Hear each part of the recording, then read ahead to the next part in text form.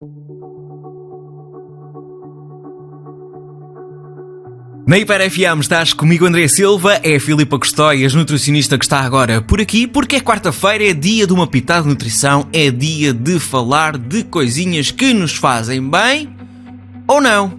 Sinceramente, não sei de que forma é que vou dizer isto, porque não sei a palavra que eu vou dizer a seguir, eu não faço ideia se tem uma conotação boa ou uma conotação má. Mas antes disso, Filipa Custóias, como é que estás? Bom dia. Olá André, está tudo bem? Bom dia a ti e a quem nos está a ouvir. Então vá, cravings alimentares. Isto é uma expressão com uma boa conotação ou com uma má conotação? Depende. Ok, olha, pronto. Foi uma pitada de nutrição na Hiper FM. Beijinhos, até para a semana.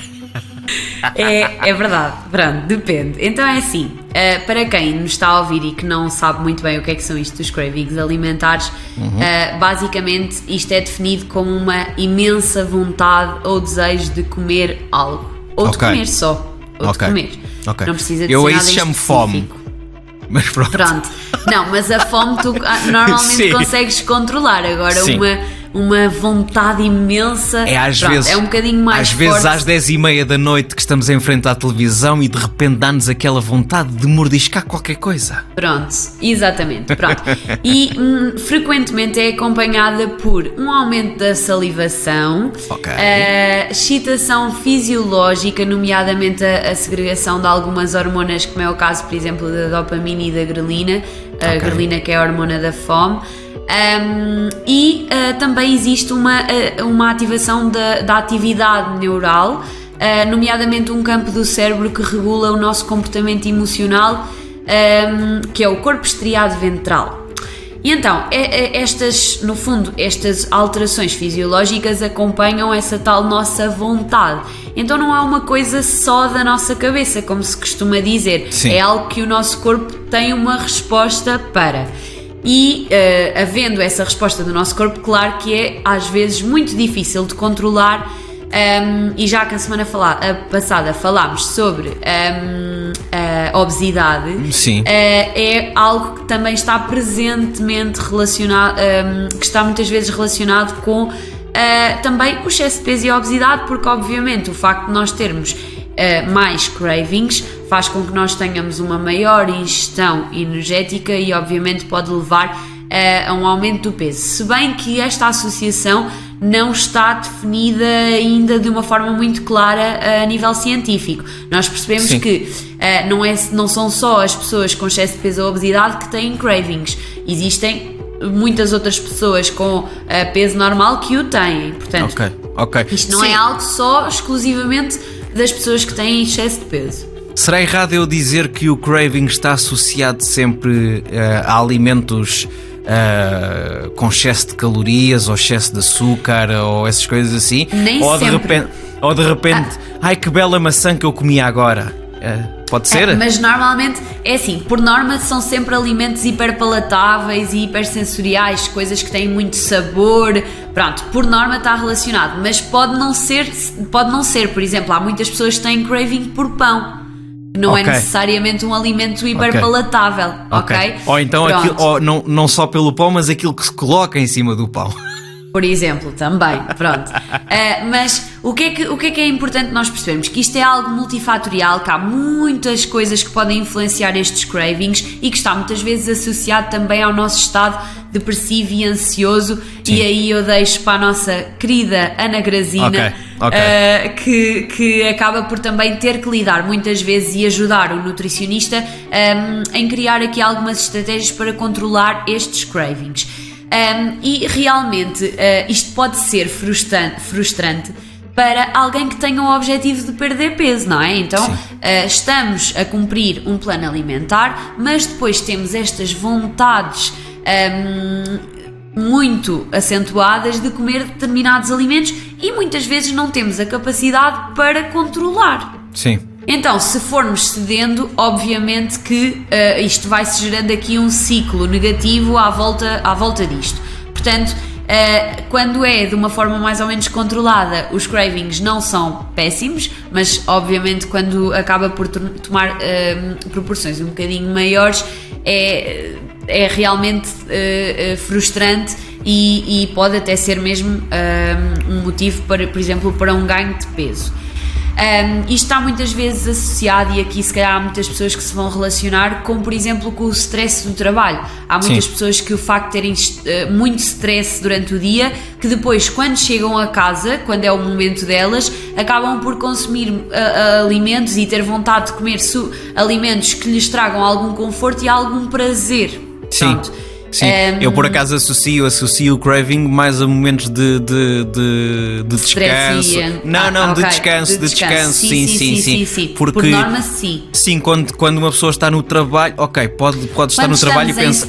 Não há tempo muitas vezes para pensar sobre isso, é quando nós acalmamos. Sim. Então é importante nós criarmos um ambiente que promova saúde e que evite estes cravings. Nós percebemos que a exposição efetivamente a alimentos hiperpalatáveis e hipercalóricos não só promove um maior consumo destes alimentos, como também de alimentos no geral, ou seja, as pessoas que estão mais expostas a estes alimentos vão comer mais quantidade no geral de comida.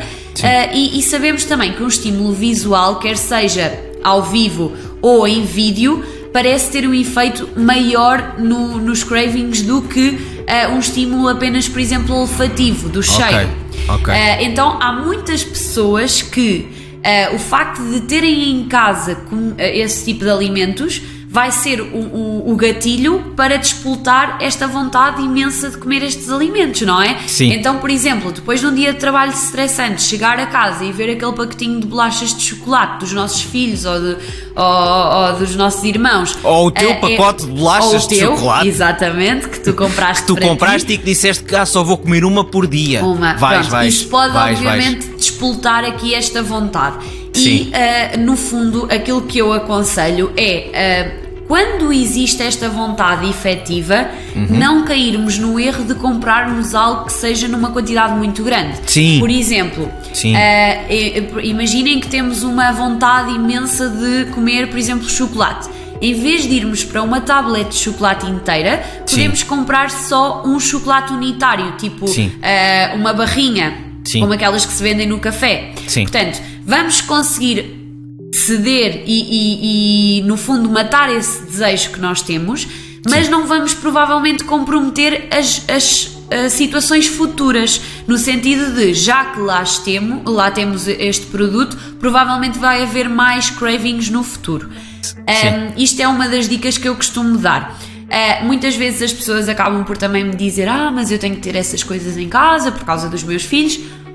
Não necessariamente. Não necessariamente. Portanto, se pudermos também levar os nossos filhos e as pessoas que vivem connosco a adotarem hábitos um pouco mais saudáveis, se calhar poderia ser interessante, e depois partilharem todos do momento em que vão comer algo que todos gostam. Sim. E isso pode perfeitamente passar a ser uma atitude que tomamos para tentar controlar estes cravings.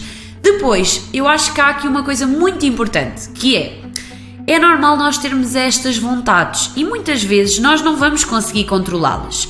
Então mais vale aceitarmos que estamos a ceder. Claro que se isto se torna recorrente e que perdemos o controlo, é preciso e é mesmo necessário procurar ajuda. Sim. No entanto, se isto for uma coisa perfeitamente normal, que conseguimos arranjar aqui um motivo, às vezes mais vale nós efetivamente cedermos e assumirmos que estamos a ceder. Porque muitas vezes o que acontece é, nós cedemos com o sentimento de: eu não devia estar a comer isto, eu devia ter conseguido conseguir resistir e não consegui, eu sou fraco, eu sou isto, sou aquilo, e muitos sentimentos negativos que acabam por nos assoberbar. E isto vai fazer com que vocês não desfrutem daquilo que vocês vão comer. Sim. Então o que é que acontece?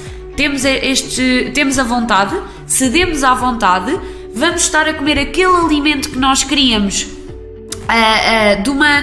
com sentimentos negativos de frustração, até mesmo de autossabotagem, sabem? Sim. Então isto vai fazer com que não vamos aproveitar, e a sensação que nós vamos ter depois de comer é quase como se não tivéssemos comido.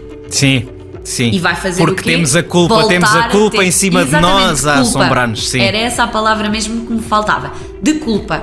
E aquilo que acontece é, nós depois deste craving, vamos se calhar ter outro porque não aproveitámos aquele alimento que tanto queríamos. Sim. E depois, lá está, entramos numa bola de neve de sentimentos negativos, E que era uma de coisa, culpa e que era uma coisa evitável. só, era uma coisa só uma vez por semana, 2 vezes por semana, depois passa E a ser todos torna-se os mais- dias. É, exatamente. Então o que é que eu aconselho? Querem comer uma sobremesa? Querem comer um hambúrguer? Querem comer o que for? Parem, comam. Enquanto estiverem a comer, pensem que o estão a comer e o quão bom ele é e a sensação boa que ele vos traz, mas aproveitem acima de tudo. Sim. Também há um episódio que nós já fizemos sobre o Mindful Eating que vai aqui um bocadinho de encontro a esta temática também, que eu aconselho a ouvirem se quiserem. Sim. Mas no fundo é isto. Portanto, deixo-vos aqui algumas noções gerais, algumas Desfrutem dicas. acima de tudo, sim, sim. É, sim. exatamente, algumas dicas para tentarmos controlar, mas não esquecendo que muitas vezes estes cravings podem passar para algumas compulsões alimentares e aí são outros 500 e devemos procurar ajuda não só de um nutricionista, como também de um psicólogo. Exatamente. E a Filipa Custóias fica então por aqui, uma pitada de nutrição. Eu quase que ia caindo numa rasteira. Tu disseste psicólogo e eu, psicólogo é... Não, quem está agora Não, aqui não, comigo é a é a Filipa Filipa. Custóias. Volta então quarta-feira que vem, um beijinho, até para a semana. Adeus, André, até para a semana.